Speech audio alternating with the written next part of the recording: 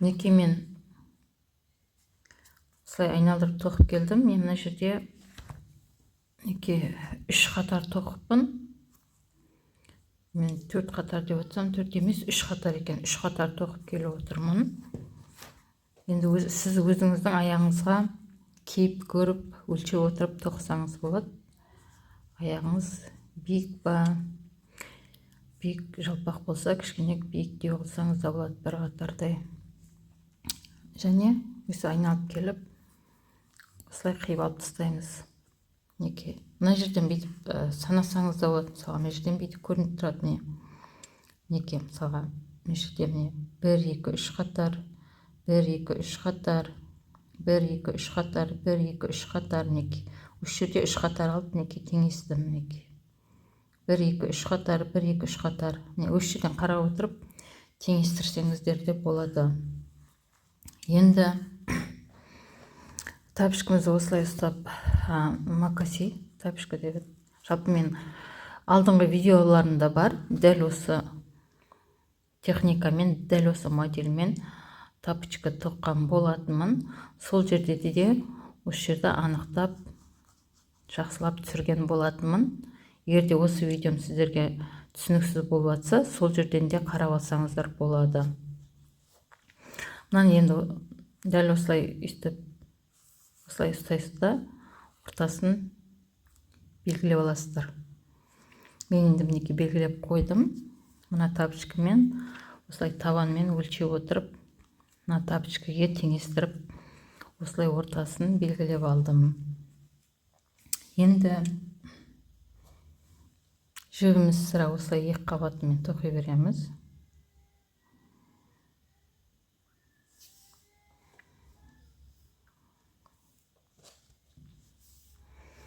Енді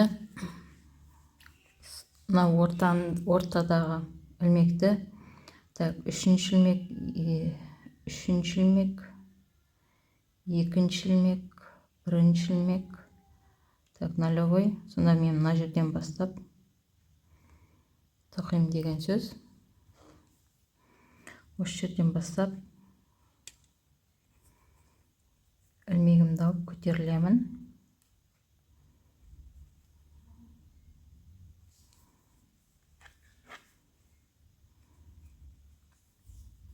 Міндетті түрде бір воздушный көтерілеміз. Мына жіпті осылай қосып отырып бірге тоқи жібересіздер. Міндетті түрде бір воздушный осылай көтерілеміз.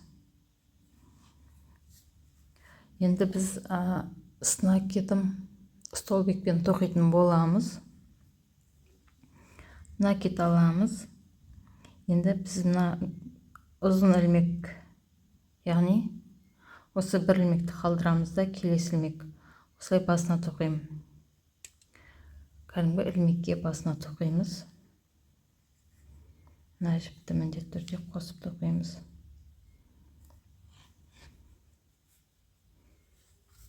Мен қазір штативімді көтеріп алайын.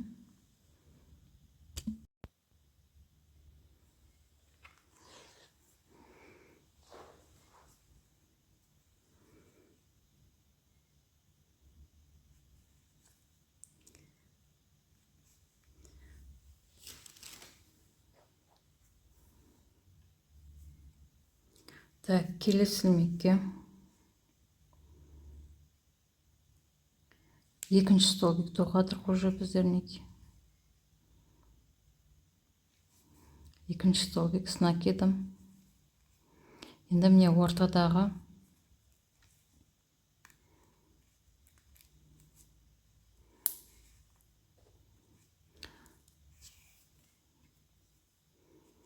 бұл 3-ші столбик. Жаңа осыны біз 3 деп кейін қарай санаған болатынбыз.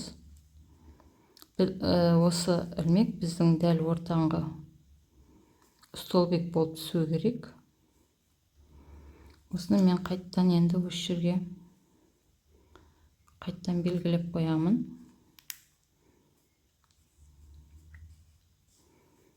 Мынау 3-ші столбик тоқып атқанымыз келесі 4-ші столбик.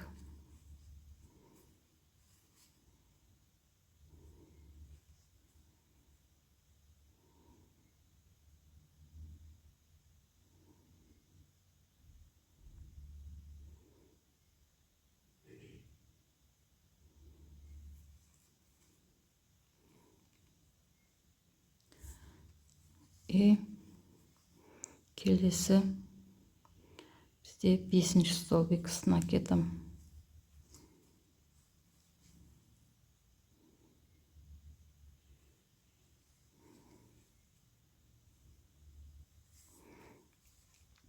Енді мына жерде мына ұзын столбик, бір столбикті қалдырамыз да, келесі мына қысқа столбикке осылай астынан без накида столбик алып, осылай қосылып аламыз. Енді осы ілмекті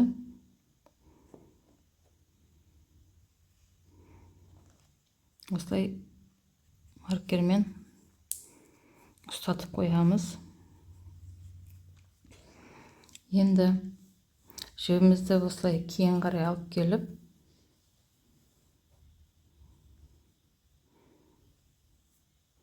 кейін қарай осылай алып келеміз.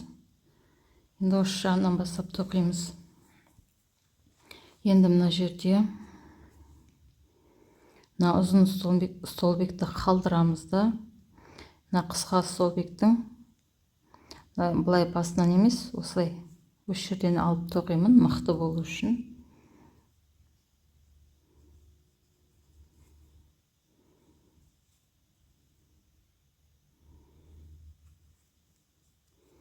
Мына іштегі мына жіп тартылып кетпесін, осыны осылай қосып отырып тоқимыз. Тартылып кетпесін ол. Так, міндетті түрде воздушный. Енді так, бізде мынаны рельефный алып тоқимыз.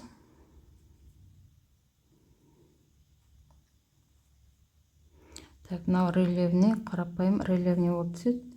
Сол үшін де так, накидімізді аламыз да, осылай осы жерге, мына жердегі міне осындай бүйт ашсаңыз, қуыс тесік болады, осыған қарапайым с накидом ілмек тоқисыздар, столбик. Так, енді накид аламыз. Келесі столбикті, екінші столбикті осылай рельефный столбик тоқимыз. Ар жағынан бері қарай өткізіп аласыздар, яғни рельефный столбик.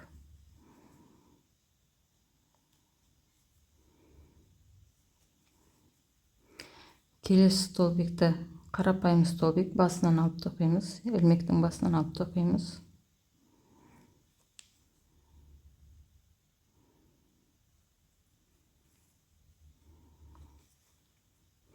Келесі дәл ортадағы столбик бізде рельефный болып түседі. Осылай оны рельефный алып аласыздар.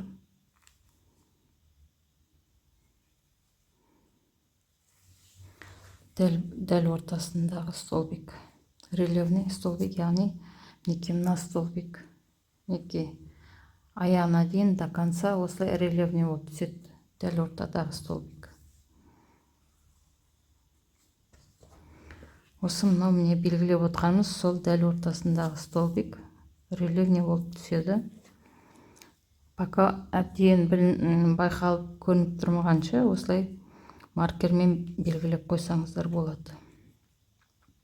Ал егер шатыспаймын десеңіз, онда маркер пайдаланбасаңыз да болады. Так, келесі де бізде қарапайым столбик.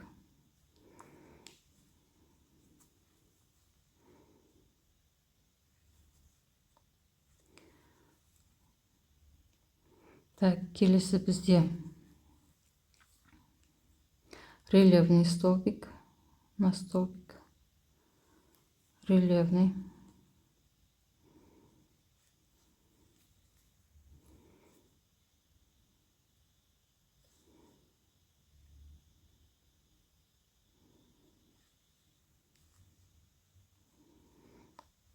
Және ең соңында қарапайым столбик түсу керек. Жаңа басын осы жақты қарапайым столбикпен бастадық. Аяғында қарапайым столбикпен аяқтаймыз. Яғни осы жерде қуыстан осылай алып аламыз. Енді мына маркердегі ілмекті қосып аласыздар. Маркерді алып тастаймыз.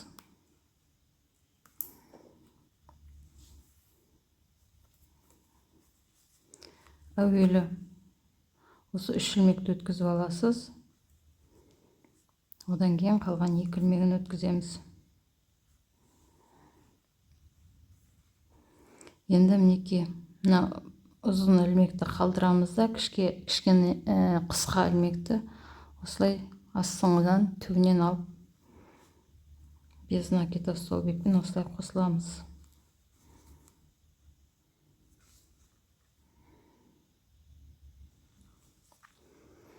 Осы жерге маркеріңізді қайттан белгілеп қоямыз.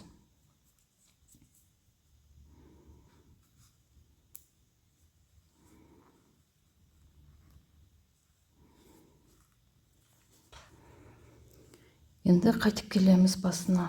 Жібімізді ұстап отырып, осылай басына қайтып келеміз.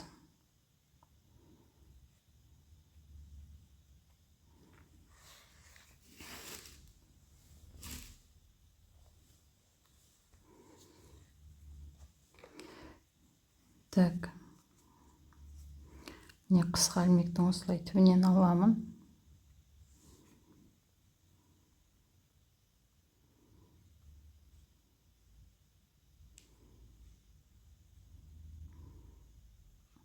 Камераның астында маған ыңғайсыз болып тұр. Тез тоқу. Так, міндетті түрде воздушный. Енді мінекей, жаңағы тоқыған рельефный столбикке рельефный столбиктеріміз түсу керек міндетті түрде.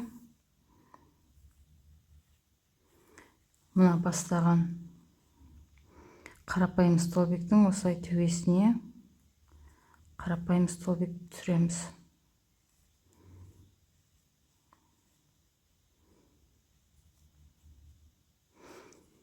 Біздер мына осы модельмен тоққан кезде, негізі көбіне біздер тапочканы тоққан кезде мына қаптамнан, 2 қаптамнан бас қосып көбейіп отыратын болатынбыз негізінен.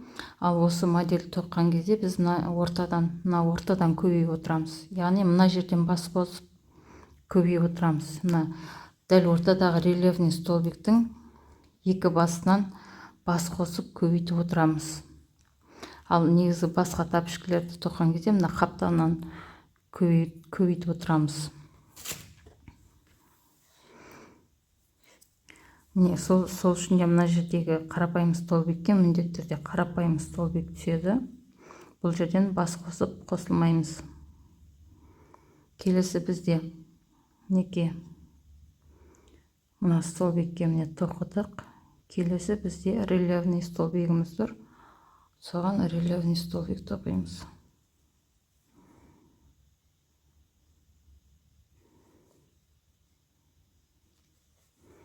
Келесі бізде не ортада неке мына рельефный тоқыдық және ортадағы рельефный.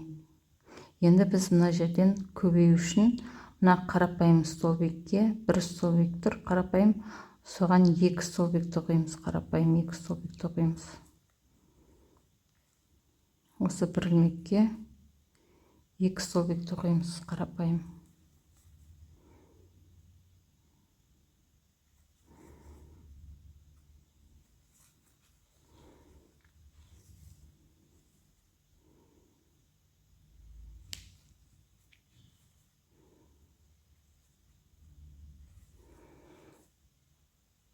Рельефный столбикке міндетті түрде рельефный столбик тоқылады.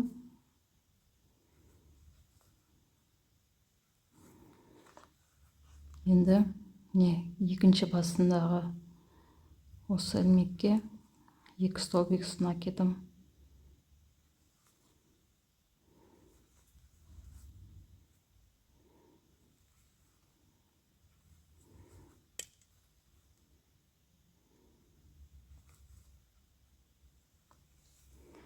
Енді бізде келесі рельефный.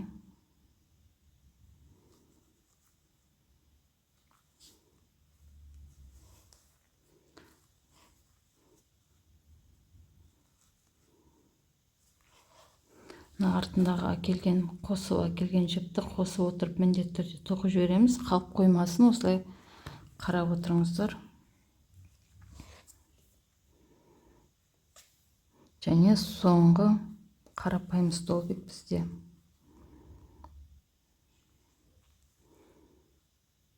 Осыны осылай аламыз да, мына ілмектегі, маркердегі столбикті бірге алып кетеміз.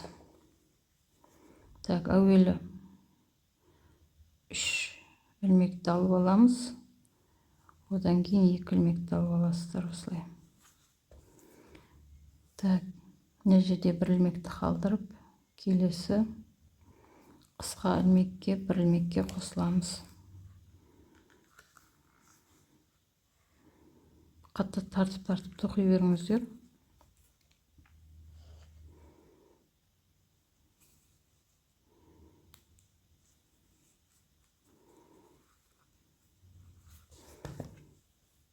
Қайттан айналып басына келеміз. Ілмекті қатты тартып жібермеңіз. Кейде алу қиын болып кетеді мына ілмекті. Сол үшін осылай свободно тастаймыз. Жібімізді алып келеміз. Енді келесі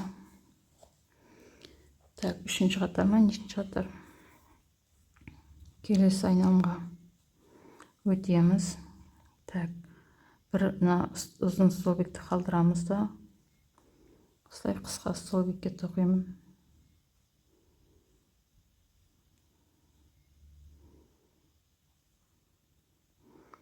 Воздушный міндетті түрде. Мінекей, енді уже бізде көрініп келе жатыр. Мінекей, қарапайым столбигіміз. Осы жерге қарапайым столбик тоқимыз. Мінекей,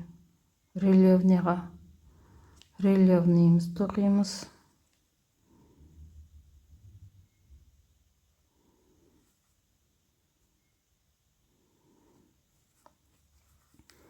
Келесі бізде рельефныйдан кейін міндетті түрде қарапайым столбик түседі осылай.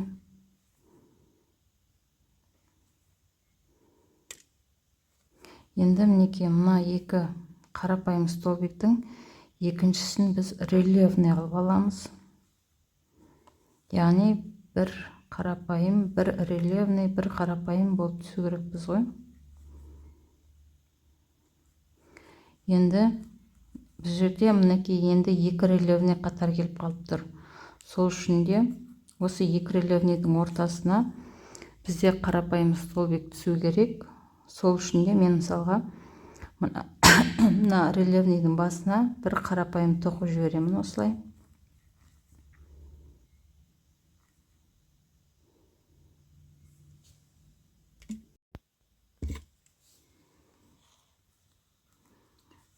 Енді міне ортадағы рельефныйымызға міндетті түрде рельефный түседі.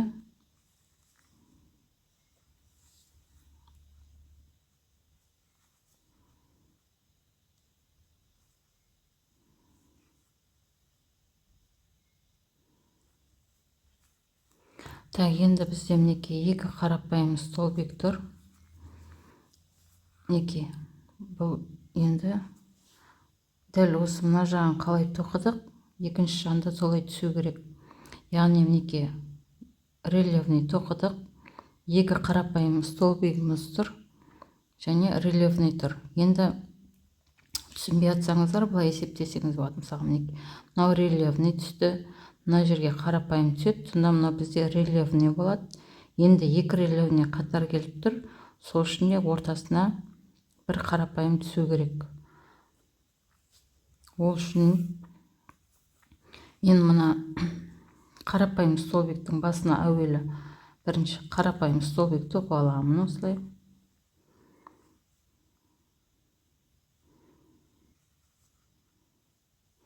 Енді осы тоқыған қарапайым столбикке рельефный тоқимын қайтадан. Осыны рельефный алып аламын.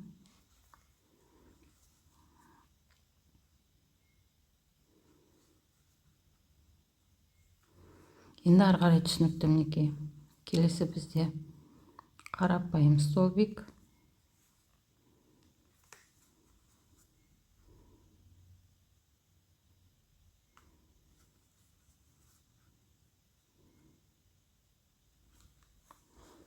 Келесі рельефный столбик.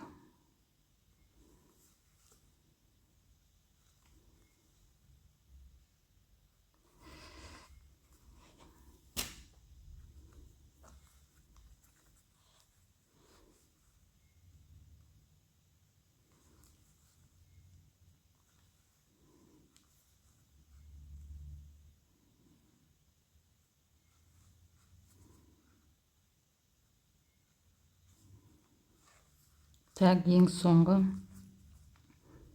қарапайым столбик. Ең соңғы қарапайым столбик.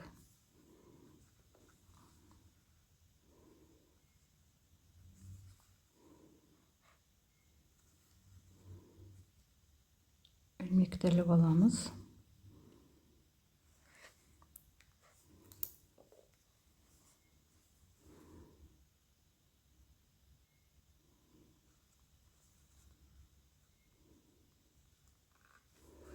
Неге бұл қатарды да аяқтадық осылай.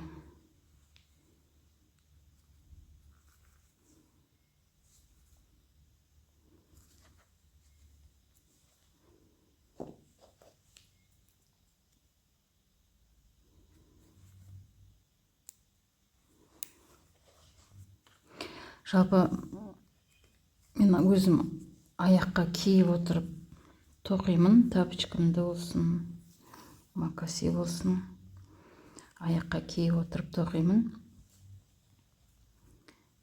Егер узкий аяқ болса, көп қоспаймын, көп мынандай қоспаймын. Сразу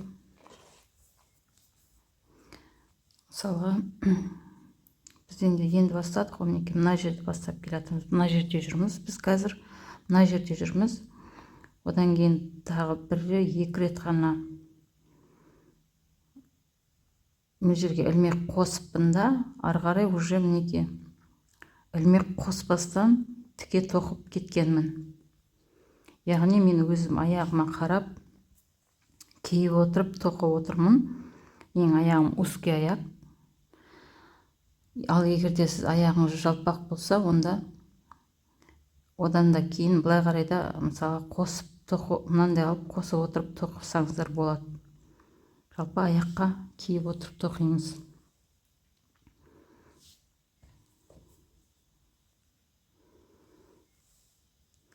Так, қайттан кейін қарай келеміз. Енді манағы екінші қатарда ма тоққанымыздай дәл солай не уже қайталанып келіп жатыр.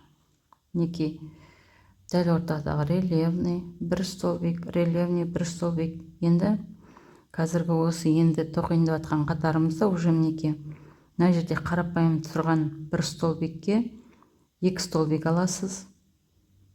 Мұнда да міне қарапайым тұрған бір столбикке екі столбик тоқисыз. Жаңағы міне екінші қатар қайталанып келіп жатыр. Солай қайталап тоқи бересіздер.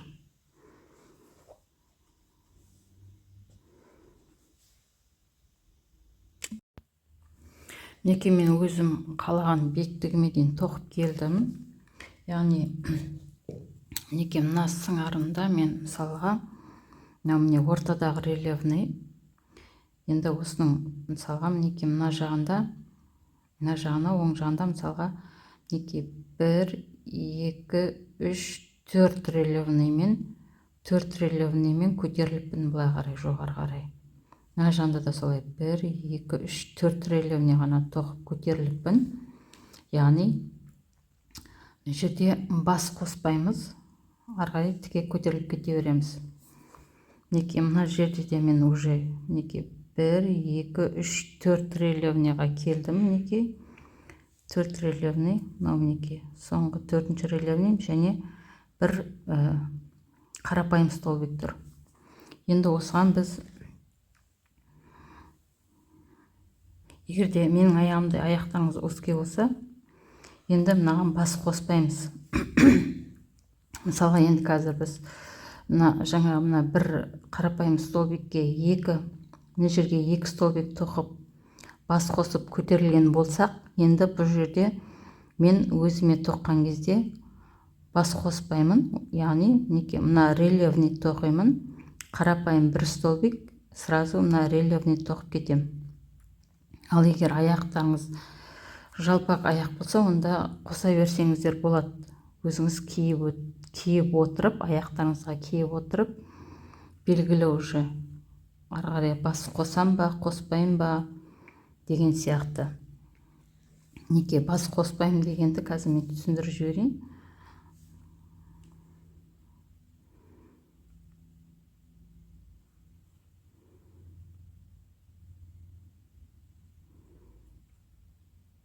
Қазір тез мына жерге дейін тоқып келейін, ортасына дейін.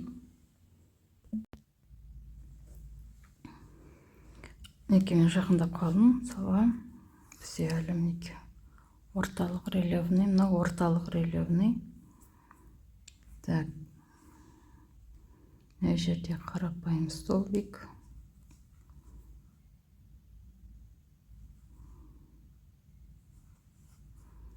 Және рельефный.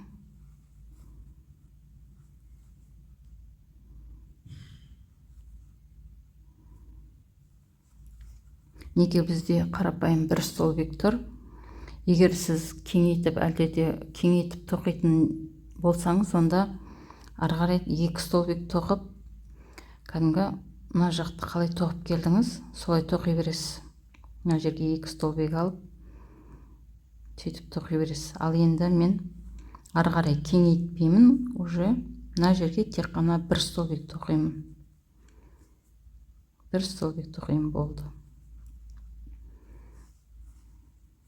Не рельефныйға сразу рельефный тоқып кетем. Кеңейтпеймін дегенім осы. Мына жағына да тек қана қарапайымға 1 столбикке тек қана 1 столбигін тоқимын. Ары қарай сразу рельефный столбигін тоқып кетем.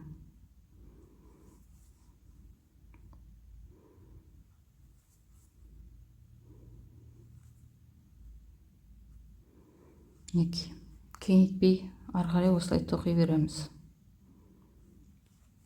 Аяқтарыңызға киіп отырып, осылай тоқи береміз. Бір бағытта осылай тоқи бересіздер.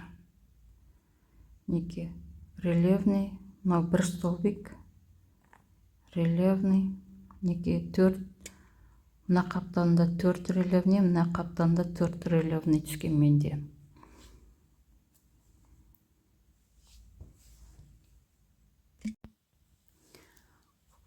Осылай тоқып келеміз де, енді мен мысалға көріп отырсыздар, кәдімгі аяқтың тобығына дейін, осылай аяқтың тобығына дейін, мысалы жерде аяқ көтеріледі ғой, соған дейін мысалы до конца тоқылған менде. Маған осы модель осылай тұрғаны ұнады, осылай тоқыдым. Енді мына жерді осылай кеңею керек. Мына жер көріп тұрсыздар, көтеріліп кеңейіп тұр. Сол үшін де мына жерде тағы да 1-2 қатар мен мынандай қылып 1-2 қатар кеңейтіп тоқыдым. Тағы да мына жерге бас қосып, тағы 1 рельефный көтеріліп, 1 рельефный қосылып тұр. Мына жерде 1, 2, 3, 4 рельефный еді ғой. Осыған мына жер кішкене кеңейіп көтерілу үшін 1 рельефный тағы қосып, тағы кеңейтіп тоқыдым. Аяқтың мына жер көтеріледі ғой, енді былай қарай көтеріледі, мына жер кішкене кеңею керек. Сол үшін де осылай 1-2 бас қосып кеңейтіп тоқыдым. Сіздер енді аяқтарыңызға мына жерге қалай аяғыңыз сыя ма, сыймай ма, осылай киіп отырып, тағы да айтам, киіп отырып, аяқтарыңызға өлшеп қарап отырып тоқсаңыз болады. Және ең соңғы қатар мынау без накида столбикпен осылай жиектеп шығамыз. Қарапайым без накида столбикпен осылай жиектеп шығамыз. Енді көп қыздар мысалы мына жерде өкшесін былай көтеріп жүр. Маған ол ұнамайды. Ұнамағандықтан мен Тек осылай қарапайым ғана, оңай жол. Қарапайым ғана осылай тоқыдым. Осылай маған өзіме ұнады, осылай тоқып шықтым. Егер де осылай өкше көтеремін десеңіз де болады.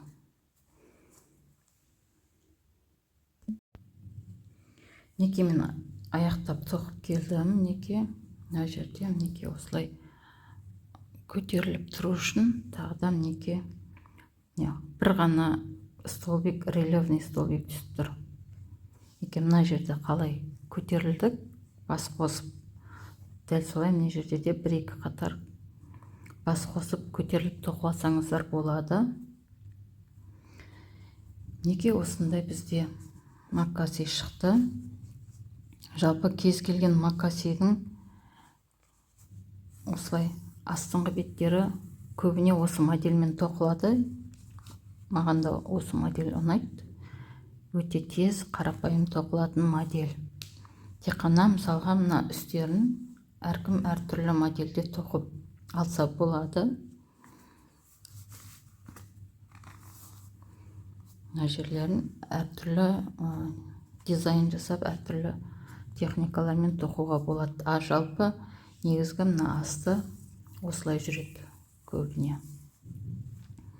Маған осы модель ұнайды. Осы модельді тоқып көрсеткім келді. Жалпы тағы бір-екі модель бар. Осы жерлері модельдері әдемі шығатын. Бұйырса тоқимыз. Енді қайттан осы жасыл түсті аламын да екі қатар без накида столбик пен екі қатар айналдырып шығамын. Мінекей без накида столбик пен екі қатар айналдырып шығамын. Жартылай столбикпен тоқсаңыз да болады. Мен осылай без накида столбикпен екі қатар айналдырып тоқып шығамын.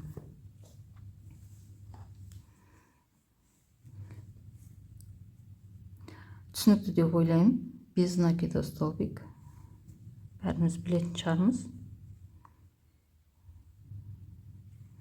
Мінекей бір воздушный міндетті түрде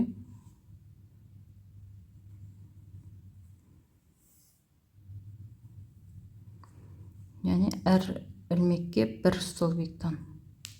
Осылай мінекей без накида столбик.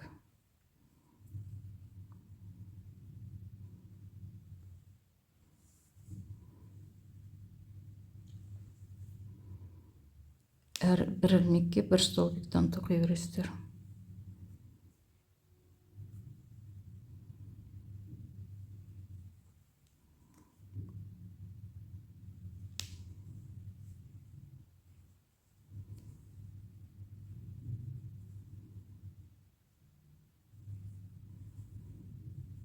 Так, мына жерде мінекей. Мына жерде мына бір ілмекке тоқимыз.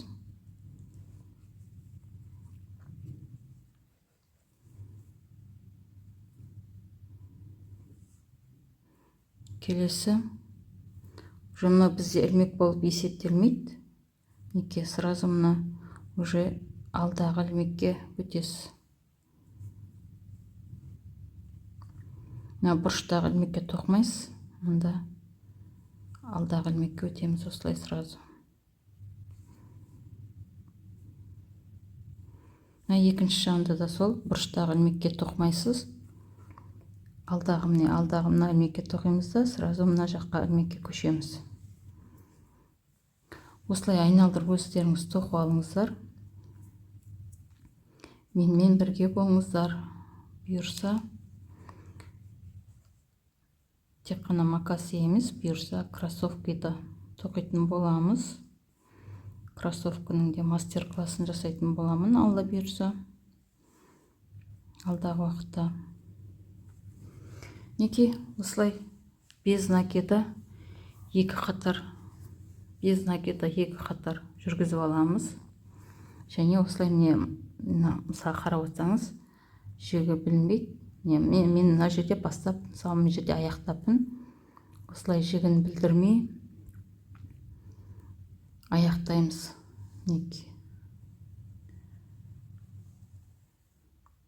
Осылай жігін білдірмей аяқтап,